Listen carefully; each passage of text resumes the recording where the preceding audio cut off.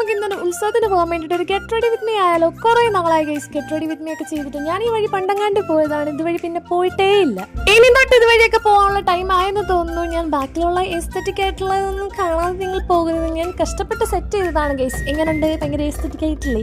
ഇഷ്ടപ്പെട്ടാൽ നിങ്ങൾ എന്തായാലും കമന്റ് ചെയ്യാൻ മറക്കല്ലേ. എനിക്കിങ്ങനെ ആരെങ്കിലും എന്നെ പൊക്കി പറയുന്നത് ഭയങ്കര ഇഷ്ടമാണ്. ഓക്കെ ഗൈസ്, നമുക്ക് ഗെറ്റ് റെഡി വിത്ത് മീനകത്തോട്ട് തിരിച്ചു വരാം. ആദ്യം നമ്മൾ പൗഡർ ഇട്ടു, പിന്നെ കണ്ണെഴുതി, പിന്നെ ലിപ്സ്റ്റിക് ഇടാൻ പോകുന്നു.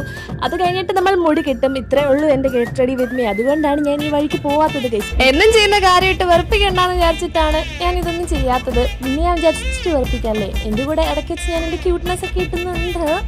ആരും ഇതൊന്നും കാണാതെ പോകരുത് ഗൈസ്.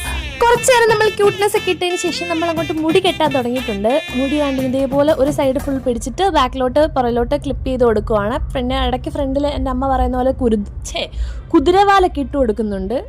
മറ്റേ സൈഡും അതേപോലെ ചെയ്തതിന് ശേഷം നമ്മൾ ബണ്ണിട്ട് പുറകിലോട്ട് കെട്ടുവാണ് ചെയ്യുന്നത്. അപ്പൊ ഇത്രയേ ഉള്ളൂ നമ്മുടെ പരിപാടി.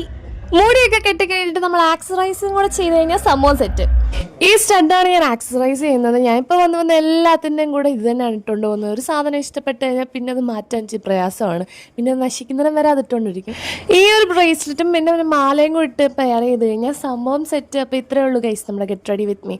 അപ്പോൾ എല്ലാവർക്കും ടാറ്റാ ബൈ.